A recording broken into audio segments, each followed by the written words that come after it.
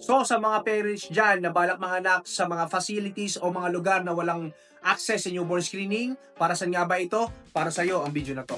So ang newborn screening ay ginagawa sa mga chikiting natin para makita kung meron pong mga metabolic diseases. Okay? Ang mga sakit na po ito ay kadalasan wala na pong lunas. Pero pwede po ito matreat at para malaman po ang mga early prevention para hindi po magkaroon ng developmental delay ang ating mga anak.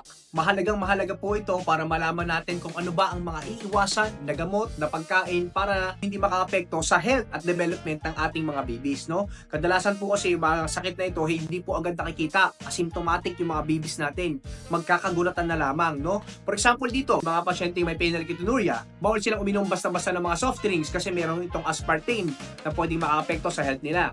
For example, mga pasyente naman na may G6PD, may mga bawal silang mga gamot, mga chichirya, na pwede nilang ikamatay kapag meron silang maling na intake. Isa lang po ito sa maraming sakit na pwedeng makita sa newborn screening, no? Better malaman natin yung mga kailangan nating iwasan. Prevention is better than cure pa rin. So bago po mga anak, better po makapagpa-schedule po kayo sa mga pediatrician nyo para magawa po ang newborn screening. Okay?